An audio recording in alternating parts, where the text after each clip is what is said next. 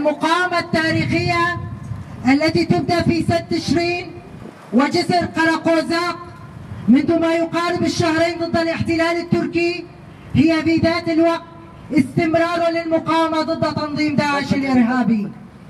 إن المقاومة العظيمة التي يبديها بنات وأبناء المكونات من الكرد والعرب والسوريان والآشوريين والأرمن والشركس والتركمان وجميع الشعوب المؤمنة بالأمة الديمقراطية تزداد عزيمة يوما بعد يوم بالنضال ضد دولة الاحتلال التركي. ونؤكد إنه ومثلما هزمت مرتزقة داعش فإن هزيمة الاحتلال التركي ومرتزقته أكيدة.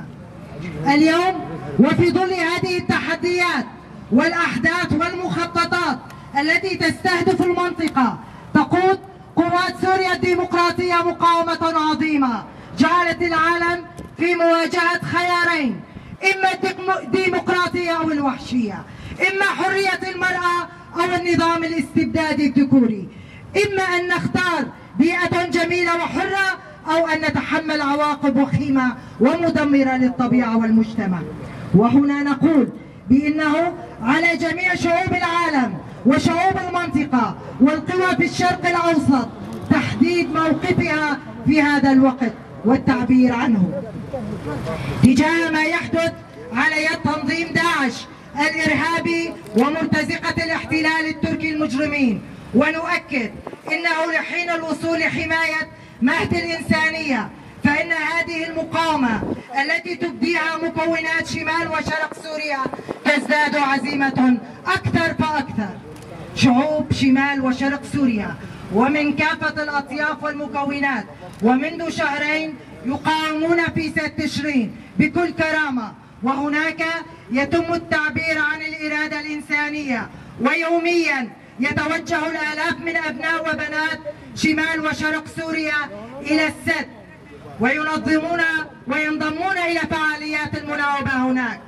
وفي ظل الانتهاكات وهجمات الاحتلال التركي ومرتزقته الذين يستهدفون المدنيين العزل بشكل مباشر فإن مشاعر المقاومة تزداد ضدهم. ونهيب بأن جميع الشعوب تعيش في خضم الحرب المفروضة ويرون بأعينهم ما ترتكبه دولة الاحتلال التركي بحق الأطفال والنساء وتخوض حربا وحشية ولا رحمة فيها، حيث استشهد العديد من المدنيين. ولكن ما هو ضروري في هذه المرحلة هو المضي في مقاومتنا ونضالنا بكل إصرار وعزيمة حتى نحقق النصر. وفي الختام نتوجه بالتحية لجميع الشعب السوري المناضل والمطالب بحريته ونحيي مقاومته، ونوجه تحياتنا الخاصة لشعبنا في شمال وشرق سوريا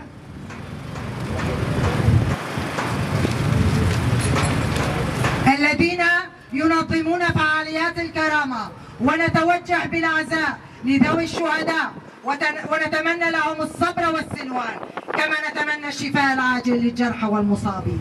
نحن في الإدارة الذاتية الديمقراطية في مقاطعة الجزيرة والأحزاب السياسية والمؤسسات المدنية والتنظيمات النسائية نعلن تلبيتنا لقرار التابعة العامة ونعلن انضمامنا كمجموعة إلى صفوف قوات سوريا الديمقراطية.